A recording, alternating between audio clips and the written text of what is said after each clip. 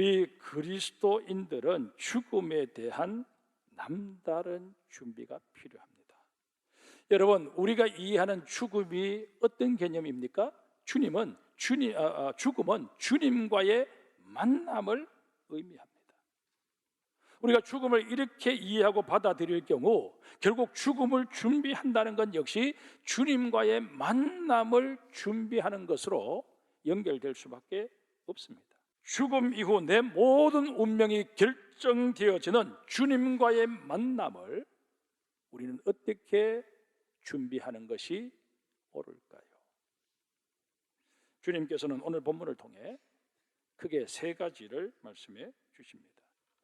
첫 번째가 하나님의 뜻을 따르는 일에 최선을 다하라는 것입니다. 우리 본문 16절에서 18절까지 한번 보실까요? 항상 기뻐하라, 쉬지 말고 기도하라, 범사에 감사하라. 이것이 그리스도 예수 안에서 너희를 향하신 하나님의 뜻이니라. 여러분, 기뻐하는 일, 또 기도하는 일, 그리고 감사하는 일, 전혀 다른 행동처럼 보이지만 실상은 그렇지 않습니다. 가만히 따져보면 이 셋은 하나로 연결되어 있습니다. 왜 그런지 한번 보실까요? 항상 기뻐하라 하는 말이 무슨 의미일까요? 내가 원하는 대로 일이 진척되고 이루어졌을 때만 기뻐할 게 아니라 내가 의도했던 것과는 전혀 다르게 일이 진행되어지고 심지어 실패했을 경우에도 기뻐해야 한다는 것입니다. 여러분, 이게 말은 쉬운데 현실적으로 쉬울까요? 성령님의 도우심이 없고서는 절대 불가능한 일입니다. 그러기에 우리는 기도를 내 삶의 일부로 삼아야 합니다. 내가 맞닥뜨리게 되는 크고 작은 일들을 나 중심의 시각으로 바라보고 수용할 것이 아니라 하나님 중심의 시각으로 받아들이게 해달라고, 바라보게 해달라고 끊임없이 기도해야 한다는 것입니다. 그래서 내가 하나님의 섭리를 깨닫게 되면 감사하는 마음은 자연스럽게 이어지게 되는 것입니다. 이런 의미에서 항상 기뻐하고 쉬지 않고 기도하고 범사에 감사하는 것, 셋이 아니라 쭉 하나로 연결되어진 하나의 삶의 모습이라는 것입니다. 하나님께서는 우리 그리스도인들에게 이런 삶의 모습을 기대하십니다. 그런데 이런 하나님의 기대와는 달리 실제로 우리가 그렇게 살아가기가 만만치 않습니다. 사실 하나님의 뜻을 이루어가는 것 그 자체가 고된 훈련의 과정임을 잊어서는 아니 될 것입니다. 한번 생각해 보세요. 모든 게 실망스럽고 나 자신조차도 미워지는 그런 상황에 내몰리게 되었는데 기뻐한다는 게 현실적으로 쉬운 일일까 하는 것입니다. 그래서 하나님께 도와달라고 정말 하나님께서 이 상황에서 빨리 벗어날 수 있도록 나를 좀 손잡아 이끌어 달라고 그렇게 부르짖습니다. 그런데 기도하는 내 마음 한편에서는 이런 상황에서 기도한다고 해서 뭐가 달라질 게 있나? 하나님께서 나의 이런 기도를 들어주실 양이면 아예 처음부터 이런 일이 일어나지 않도록 해 주셨어야지, 그런 생각이 머리를 쳐들게 된다는 것입니다. 생각의 가닥이 이렇게 잡히다 보니 감사는커녕 신앙조차도 뿌리채 다 흔들려버리고 깊은 회의와 낙심에 빠지게 되는 경우가 허다합니다. 성도 여러분, 하나님의 뜻에 순종할 수 있으려면 환경이나 상황을 극복해내려고 애를 쓰기보다는 그 환경과 상황을 수용하고 용납해야 하는 나 자신과의 싸움에서 이겨야 합니다. 그런데 이 싸움도 만만치 않습니다. 오죽하면 사도 바울조차 내 지체 속에서 한 다른 법이 내 마음에 법과 싸워 내 지체 속에 있는 죄의 법으로 나를 사로잡는 것을 보는도다. 오호라 나는 공고한 사람이로다. 이 사망의 몸에서 누가 나를 건져내랴. 장탄식을 했겠습니까? 우리는 내가 생각하는 삶의 우선순위와 하나님께서 제시하시는 삶의 우선순위 사이에서 끊임없이 갈등할 수밖에 없는 존재입니다. 그런데 감사한 것은 참 바보처럼 정말 하나님의 우선순위와 내가 생각하는 우선순위 사이에서 끊임없이 갈등하고 그렇게 정말 하나님의 마음을 아프게 해드리는 그런 모습을 보임에도 불구하고 하나님께서는 나를 외면해 버리시고 너는 하나를 보면 열을 안다고 너는 싹수가 노래 그렇게 말씀해 버리시고 나를 떠나가시는 게 아니라 언제나 나와 함께하여 주셔서 나의 부족을 채우시고 나의 연약함을 다시금 주의 강함으로 대체시켜 주셔서 그 갈등하는 삶 속에서도 조금씩 내 믿음이 자라게 하시고 성숙시켜 주신다는 것입니다. 그리고 마침내는 그 갈등을 능히 극복해낼 수 있는 능력도 지혜도 내게 공급하여 주십니다. 나를 지으신 분이 하나님 아버지시라는 사실을 믿는다면 그 하나님께서 내 인생도 책임져 주신다. 끝까지 나를 추적하셔서 나를 지키시고 보호하여 주신다 하는 사실도 믿어야 하지 않겠습니까? 우리는 이런 믿음으로 주님 주시는 기쁨과 평안으로 내 마음을, 내 삶을 채워가야 합니다. 우리 장성의 모든 성도들 정말 부족하지만 연약하지만 그래도 하나님의 뜻을 이루어내기 위하여 정말 이 주님 앞에 무릎 꿇을 수 있는 하나님의 사람들이 되시기를 주의 이름으로 축복합니다.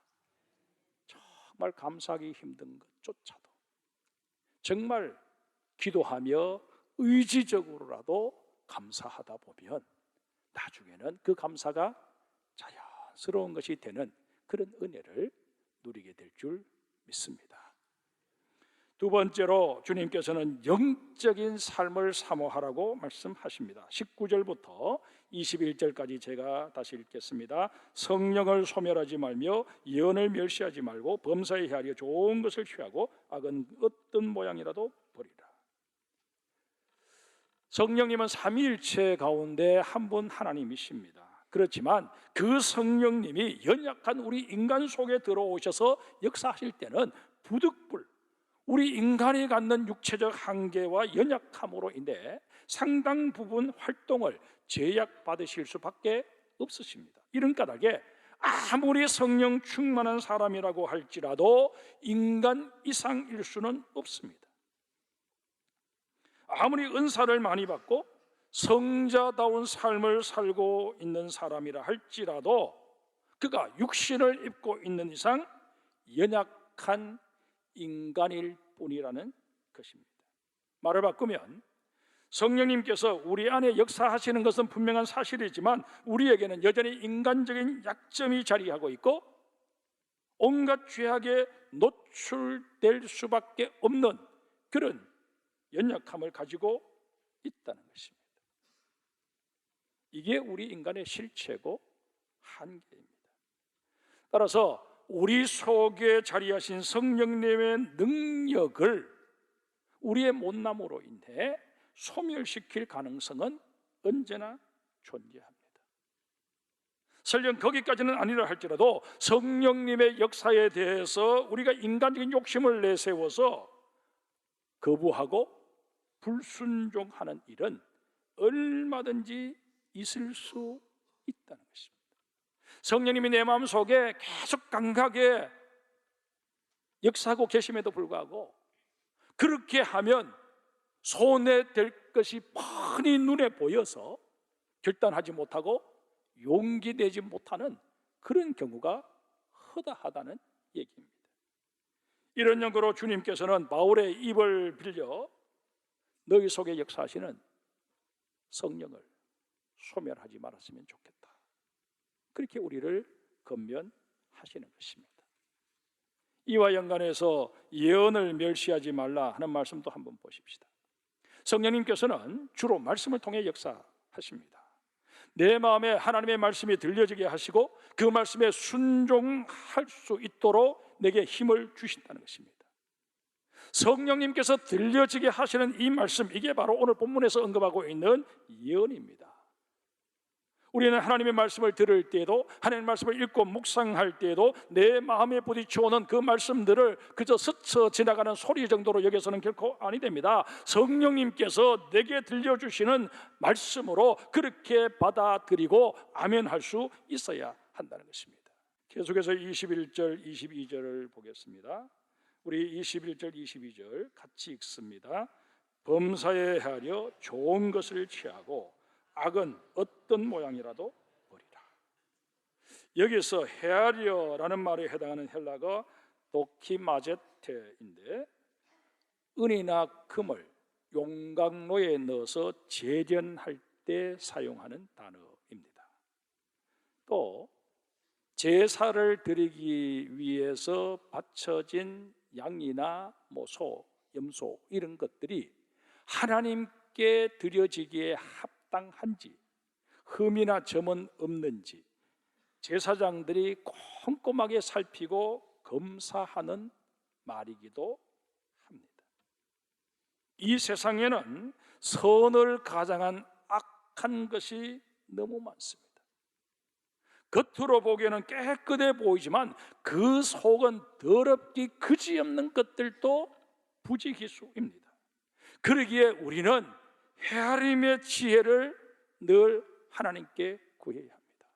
무엇이 옳고 그른지 분별할 수 있는 능력을 내게 달라고 기도해야 합니다.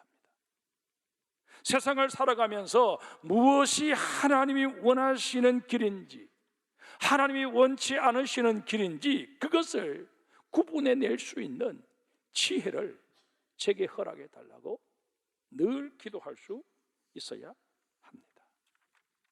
성령님께서는 우리가 이렇게 정말 분별력이 있는 삶을 살고자 도우심을 구할 때 시시때때로 우리에게 감동을 주십니다. 우리는 그 성령님이 주시는 감동에 아멘으로 화답하며 내 인격을, 내 가치관을, 내 삶의 우선순위를 끊임없이 바꿔갈 수 있어야 합니다. 지금 당장은 이게 옳은 것이냐 그렇게 생각하고 취해 왔는데, 내 신앙이 더 성숙되어지고 내가 주님께로 더 가까이 다가서게 됨에 따라서 내가 잘못 생각했구나 그렇게 판단되는 순간, 그것이 아무리 내 삶에 유익한 것이고 내 삶에 상당한 비중을 차지하고 있는 것이라 할지라도 과감하게 청산할 수 있는, 수정할 수 있는 그런 신앙적인 결단이 우리에게 필요하다는 것입니다. 이 문제를 두고 우리는 기도할 수 있어야 합니다. 여러분, 신앙생활 오래 하다 보면 정말 세상 사람들의 손가락질을 받을 만한 그런 도덕적으로 윤리적으로 잘못된 일은 잘 행하지 않게 되는 게 일반적이지 않습니까? 그럼에도 불구하고 우리가 끊임없이 기도해야 하는 이유는 바로 앞서 제가 말씀드린 이런 문제 때문입니다. 세상이 악하기에 우리가 세상 시류에 휩쓸려서 잘못된 선택을 할 가능성이 있기 때문에 우리는 하나님 앞에 늘 지혜를 구해야 한다는 것입니다. 세 번째로 주님께서는 중림 강림하시는 날까지 흠없게 보존되기를 사모하라고 말씀하십니다. 23절을 보겠습니다. 평강의 하나님이 친히 너희를 온전히 거룩하게 하시고 또 너희의 온 영과 혼과 몸이 우리 주 예수 그리스도께서 강림하실 때에 흠없게 보존되기를 원하노라. 이 23절을 두 부분으로 나누어서 살펴보겠습니다. 먼저 평강의 하나님이 친히 너희를 온전히 거룩하게 하시고 라는 앞부분 살펴보겠습니다. 여기서 말하는 너희는 데살로니가 교회 교인들을 말합니다. 주님께서 피로 값주고 사신 데살로니가 교회의 성도들이 온전히 거룩하기를 원하신다는 것입니다. 이것은 우리 장성교회를 향해서도 마찬가지입니다. 장성교회도 역시 우리 주님께서 피로 값주고 사신 교회이기에 우리 장성교회 모든 성도들이 온전하기를 우리 주님은 원하십니다. 그런데 여러분, 이 온전히 거룩하게 된다라는 게 무슨 뜻인지를 우리가 분명히 알아야 합니다. 온전히에 해당하는 헬라가 홀로테레이스인데 두 가지 의미로 해석이 가능합니다. 하나는 전체적이라는 의미로 해석할 수 있는데, 이런 경우 데살로니가 교회 교인 중에 한 사람도 예외 없이 다 거룩하게 되기를 원하셨다는 것입니다. 우리 장성교회 성도들 가운데, 오늘 이 삼부 예배를 드리고 있는 우리 성도들 가운데 정말 단 한 사람도 구원받은 자의 반열에서 이탈하는 그런 불미스러운 일이 발생하지 않기를 우리 주님은 원하신다는 것입니다. 디모데전서 2장 4절에 보면 하나님은 모든 사람이 구원을 받으며 진리를 아는 데 이르기를 원하신다라는 말씀이 있습니다. 다 같은 맥락의 말씀입니다. 이게 우리를 향하신 하나님의 마음입니다. 또 다른 하나는 모든 것으로 해석하는 것인데, 주님께서는 데살로니가 교회 교인들이 모든 면에서 거룩하기를 원하셨습니다. 하나님께서는 우리 장성교회 성도들이 모든 면에서 거룩하기를 원하십니다. 베드로전서 1장 16절에서 하나님 말씀하십니다. 내가 거룩하니 너희도 거룩하라. 한번 여쭤보겠습니다. 하나님께서 단 1분 1초라도 거룩하지 않으신 적이 있으실까요? 당연히 없으십니다. 그렇다면 우리는 어떻게 해야 할까요? 하나님 분명히 말씀하시기를 내가 거룩하니 너희도 거룩하라, 그렇게 말씀하셨기에 우리 역시 우리에게 주어진 하루 24시간, 또 내가 어디에서 무엇을 하든 내가 머무는 그 자리 가운데 하나님의 통치에서 벗어난 곳이 있을까요? 없을까요? 당연히 없습니다. 그럼에도 우리는 나의 이런 생각은, 나의 이런 행동은, 은밀히 행하는 나의 이 모든 행동은 하나님도 모르실 거야. 그렇게 착각해 버릴 때가 얼마나 많은지 모릅니다. 그래서 자기 좋은 대로 행동하고 자기 좋은 대로 판단하고 자기 좋은 대로 생각해 버립니다. 문제의 사단이 항상 여기서 발생합니다. 우리가 여기까지 살아오면서 겪었던 많은 어려움들을 한번 떠올려 보십시오. 그 원인이 어디에 있었습니까? 내가 욕심에 이끌려서 그 어려움 속으로 스스로 찾아 들었기 때문인 경우가 대부분일 것입니다.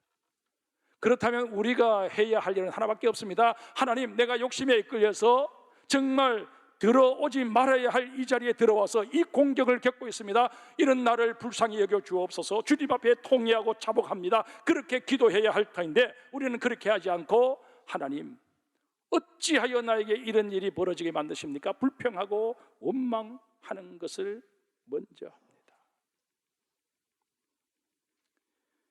여러분, 이런 우리가 인간관계 속에서 내가 그래도 기대하고 믿었던 사람이 이렇게 행동하면 아이고 꼴도 보기 싫다, 그렇게 생각할 텐데 하나님은 그렇게 하지 않으십니다.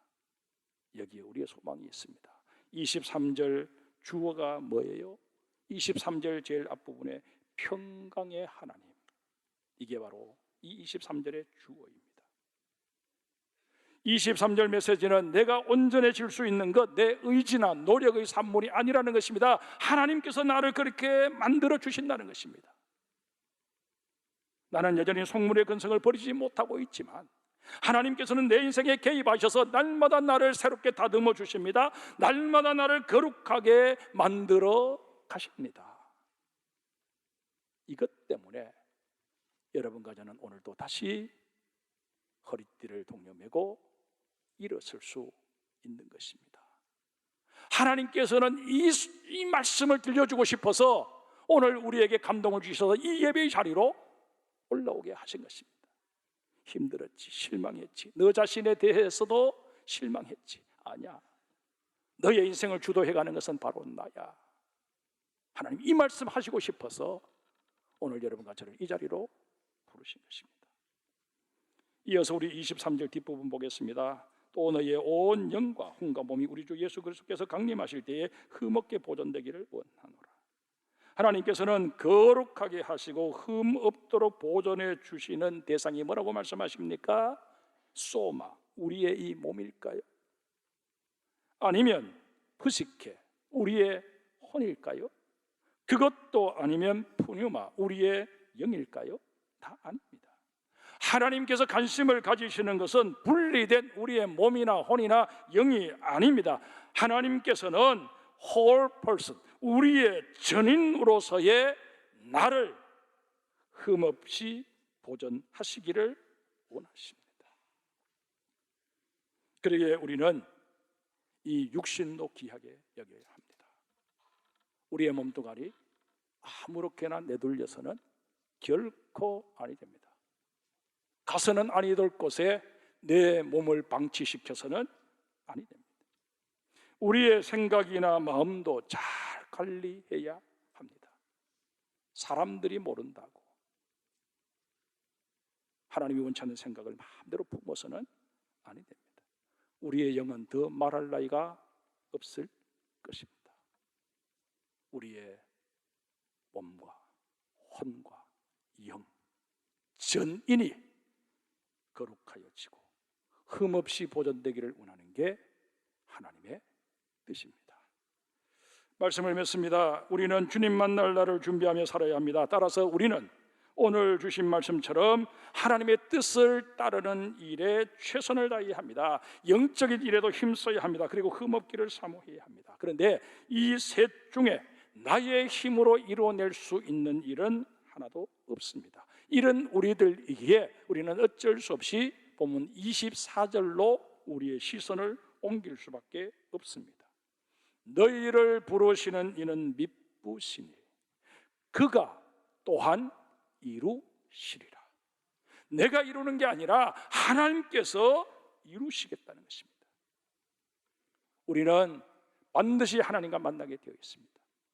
하나님과 만남의 자리로 우리 주님 우리를 초청하십니다. 그런데 그 만남의 자리가 다 마련되어 있다고 할지라도 만남의 분위기를 조성하는 것은 누군가 해야 할 일 아니겠습니까? 그런데 그 분위기 조성하는 일을 내게 맡겨 놓으니까 하세월 없어서 우리 주님 친히 나서서 그 분위기와 여건을 만들어 주시겠다고 약속하십니다.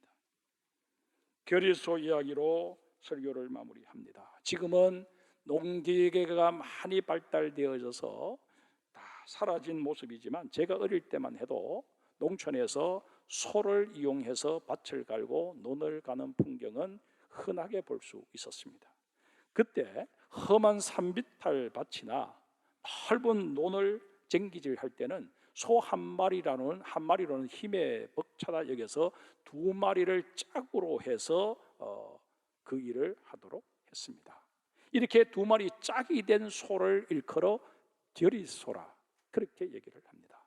그런데 이 결의소를 부릴 때 왼쪽에는 경험이 많고 일을 잘하는 한 6, 7년 된 그런 소를 묶습니다. 이 소를 일컬어 안소라고 합니다. 반면에 오른쪽에는 힘이 좀 약하고 정기질을 별로 해본 경험이 없는 한 2, 3년 된 그런 소를 맵니다. 이 소가 마라소입니다.